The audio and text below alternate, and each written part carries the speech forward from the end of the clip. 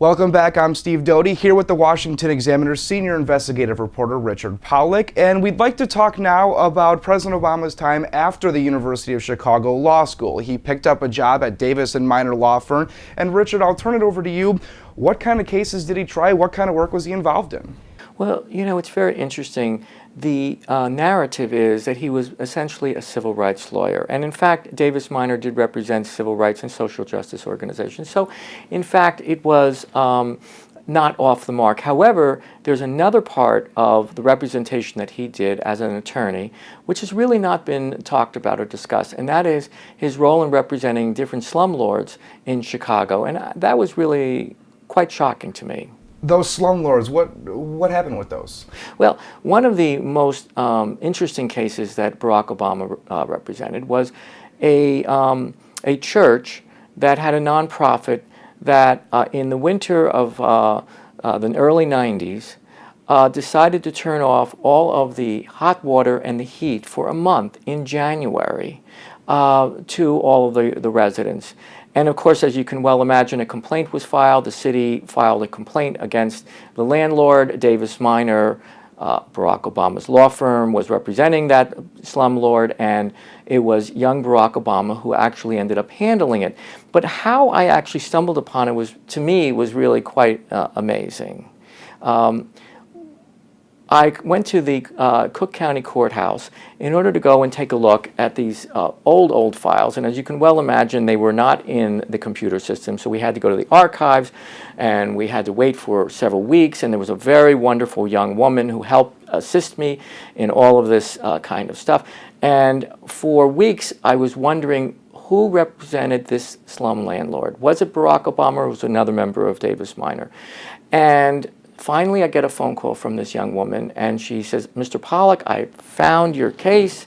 Here it is. This is the Davis Minor case." And I said, "Well, could you tell me the name of the reporter, or not the reporter, the name of the lawyer who represented this particular landlord?" And she goes, "Oh, yes, sure." And she opens up the file, and it's silence, and then I hear a gasp. And I said, "What is it?" And she goes, well, it's the President of the United States. And indeed, Barack Obama represented this particular slum landlord in court and defended them about turning off the heat and the hot water.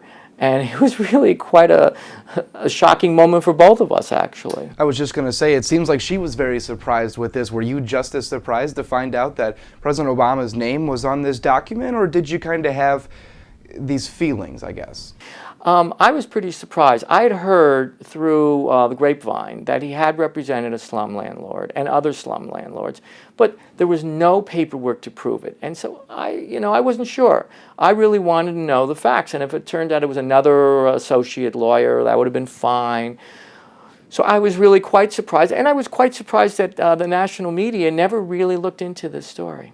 Now, during your reporting, you spent a lot of time in the city of Chicago talking with some of the people who knew the president while he was at this law firm and during other jobs in the city. Can you talk about some of those people that you met and some of those experiences you had in the city? Well, one of the things I was particularly interested in was the African-American reaction to Barack Obama. After all, he was a little bit of a star in Chicago. Chicago was his hometown.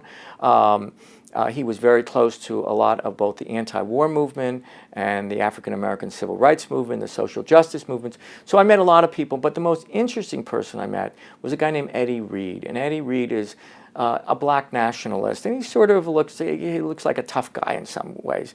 And I reached out to him, and he took me around Chicago, and he talked extensively to me about his honest opinions about Barack Obama. And what did he have to say? Well, he was amazing. We are sitting there in his headquarters in a not very good part of town, and he says to me, "Richard, we have a sense about gangsters in our neighborhood." And of course, he's anti-gangster. And he says, "We ask whether or not they are a real gangster or whether they are a gangster who plays on MTV, and they call that the studio gangster."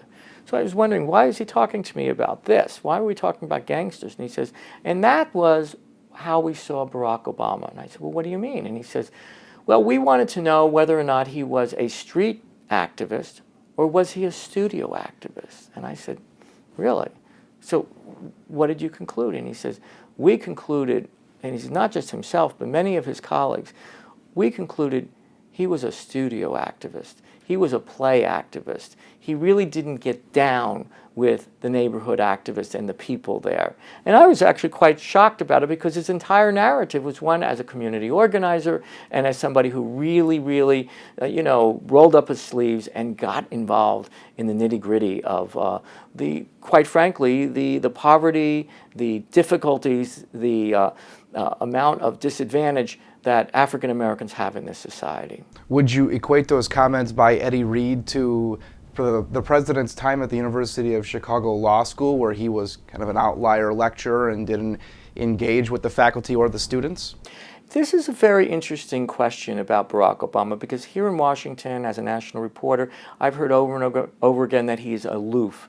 He's aloof with many people, and I think that's what he is. He was aloof in terms of his work as a community organizer in Chicago. He was aloof at the University of Chicago law firm as a professor, and he was also, it appears, aloof on the floor of the State House. An awful lot of the Congressional Black Caucus members in the State House, I learned in talking to a whole variety of Democrats in Springfield, Illinois, the capital of Illinois, where the State House is located. A lot of the Black Caucus members themselves early on challenged and questioned sort of the street creed that Barack Obama had as an African-American activist. They said, hey, here's this guy who's waltzed in from Columbia and Harvard. This is not my words, this is their words. And it was actually a point where there was actually fisticuffs. There was a physical brawl between Barack Obama and a member of the Congressional Black Caucus who was a state senator on the floor, where there was taunting going on, and then they met off the floor. And it really shocked me. This disengagement just struck me as quite odd compared to sort of the narrative of an engaged and involved social activist. I want to go back for just a moment to your time that you spent in the city of Chicago doing your reporting. What was it like going into some of those rougher neighborhoods and meeting some of these people? Obviously, the city of Chicago has some rough parts. Did you ever feel uncomfortable, unsafe, or is this all just part of the job? Well, it is part of the job, and one of the things I do is I don't just sort of like report by Googling things and looking at the internet, but actually going there. So I actually went to the community that Barack Obama was a community activist, which is about an hour and a half south of Chicago in a wretched part of town. It is a project, a set of projects, low-level, two-story projects that is pretty dangerous. And I went there and I spent time with the people there, and many of whom knew Barack Obama, had met him. In fact, I became friends with a woman who whose mother was a community organizer alongside Barack Obama, and Barack Obama was in her house over and over again. And so I really tried to get into the ground floor of where Barack Obama spent his community organizing days. And how were you received by those in Chicago when you came in? Were you met with any hostility? Were they closed off at first? Did it kind of take some time to open these people up to talk about the president? It's a very good question, because here is this white reporter calling from Washington, D.C., and I'm talking to all of these different black activists in Chicago, downstate, elsewhere. And so I think there was a lot of reluctance. Who is this guy?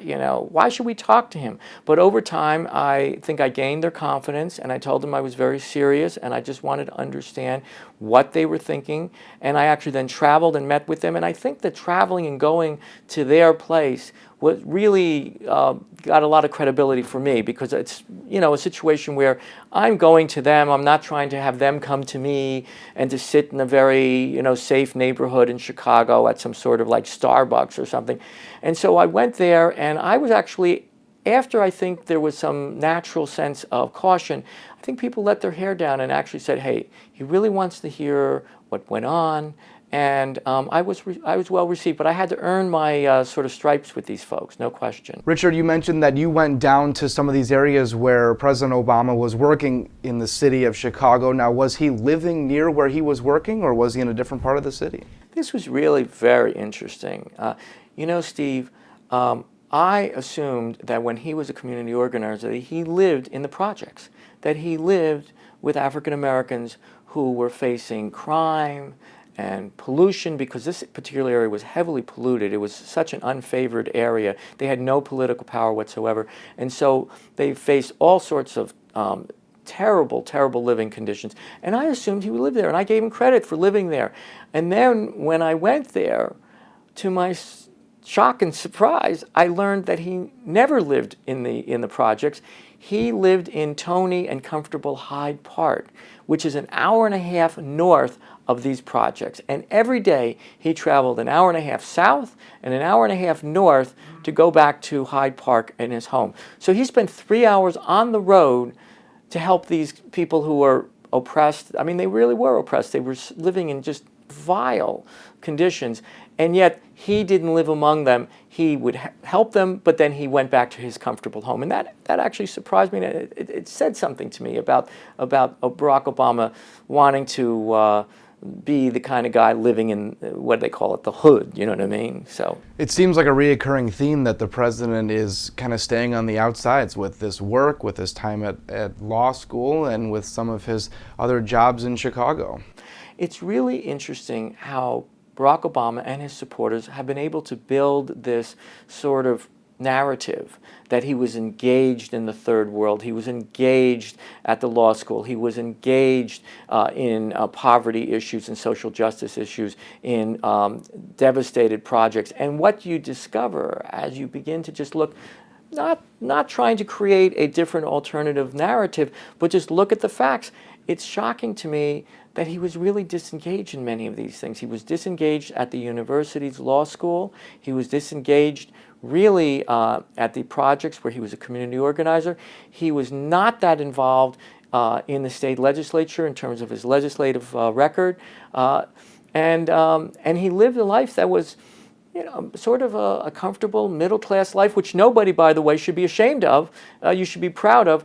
But that kind of upbringing, for some reason, has not emerged as part of his biography. Certainly some interesting stuff in your reporting. Now, coming up after the break, Richard and I will talk about what it was like when he first got the assignment to do this 10-part series, Obama You Don't Know.